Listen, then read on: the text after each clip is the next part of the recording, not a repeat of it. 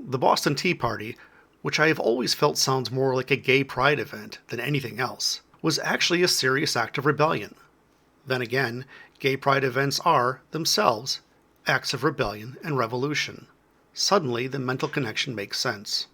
Anyway, on a cold December day in 1773, a bunch of gays and lesbians joined together and tossed some tea in the Boston harbor. The end. Thank you for coming to my TED Talk. Oh wait, apparently there's more. Those tea-hating sons of bitches were a somewhat organized group of felons called the Sons of Liberty, which to me sounds an awful lot like a name a white supremacist hate group would call themselves. I would never be a white supremacist or anything supremacist. I just find the word supremacist too difficult to pronounce.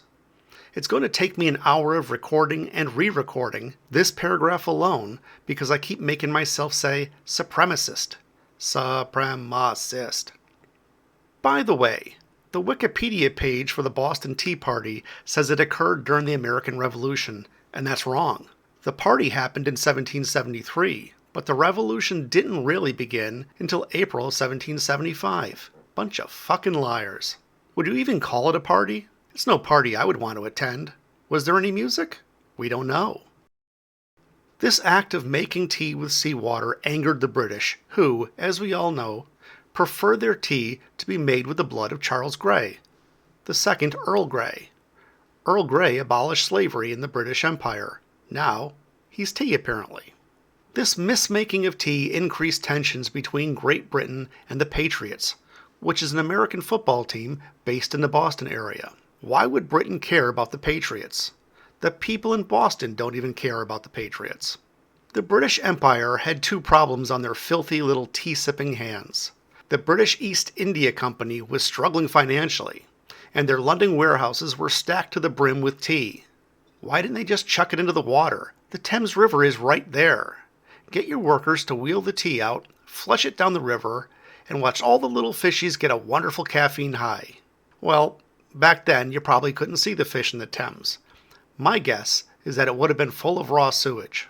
And I don't even want to imagine what's flowing down British sewage systems. We're talking about people who eat beans for breakfast and have a dish named bangers and mash. I don't know what that is, but it sounds like it would absolutely destroy your lower intestine. Oh, the overloaded tea warehouses were only the first problem. The second problem was that running colonies cost a lot of money. You have to pay all those governors and judges and soldiers to keep order, or all hell breaks loose. Here's a hot take. If you can't afford to administrate your colonies, maybe stop colonizing. Maybe list them on Craigslist. Make a couple of bucks and move on. In order to make a living off those wretched colonies, the Parliament of Great Britain passed the Tea Act, which made British tea cheaper than the smuggled Dutch tea those peasant colonists had been drinking. I know what you're thinking. Why would the colonists be against less expensive tea? Well, the Tea Act was a double-pronged plan. Not only would it undercut the smuggled tea and kill competition, but the British tea was also taxed under a wider-ranging scheme called the Townshend Acts. If the colonists purchased British tea, they would be basically agreeing that it was acceptable for those conniving Brits to tax them. And as you know, if there's anything Americans hate, it's taxes. Americans would gladly go without roads, schools, and emergency services if it meant they would pay $1 less in taxes. Americans already hated paying taxes around 170 years before the U.S. defense budget became the world's largest. Americans currently spend $1 trillion annually on defense. It's a good thing that's not the tea budget, or you can bet your sweet ass there would be chaos in the streets. So, way back then, back before television, video games, computers, power bottoms, and bum fights, back when people paid attention, the colonists joined together to resist paying taxes on tea. Why not simply boycott British tea, you ask? Well, if there's one thing Americans cannot do, it's pull off a successful boycott.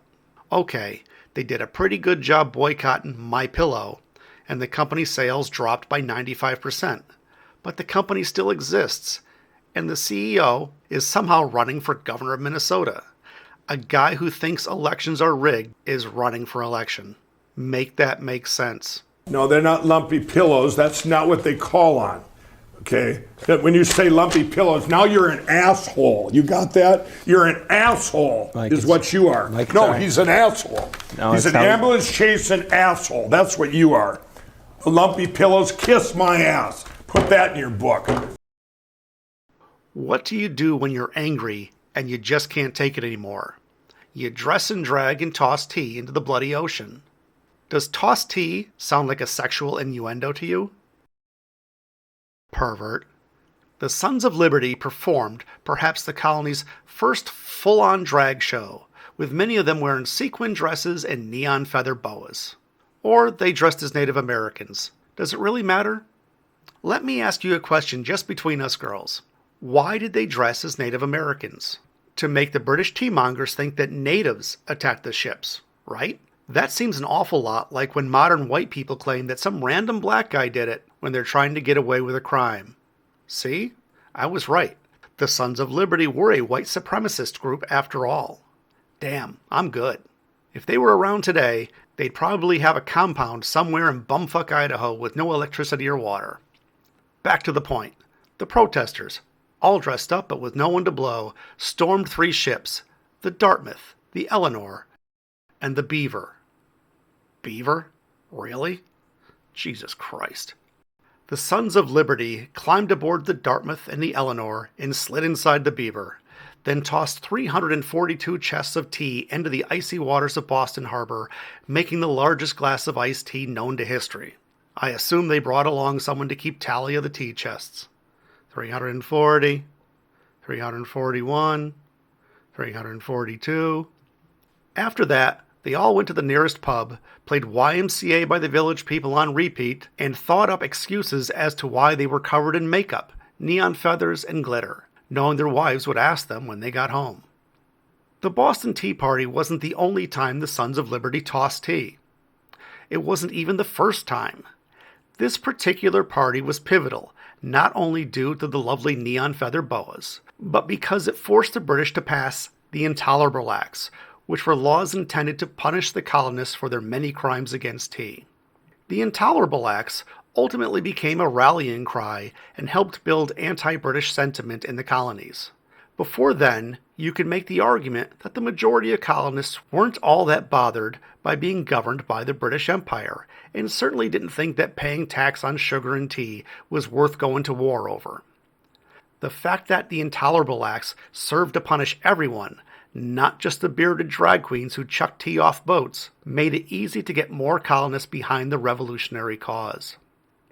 It would be rather douchey of me to end this discussion without mentioning the famous saying, "No taxation without representation," which is something every elementary age child learns here in the US of A.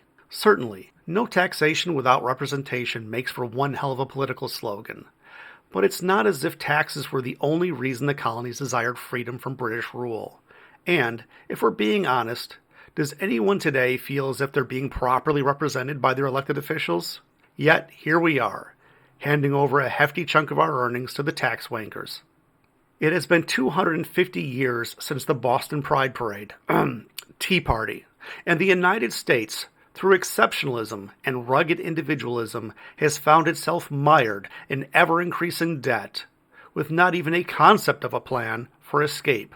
No one in Washington, D.C. seems to have the slightest clue as to how to conquer the over $38 trillion national debt. I actually know how to handle the debt crisis, in case anyone is wondering. Make wealthy people pay their fucking taxes.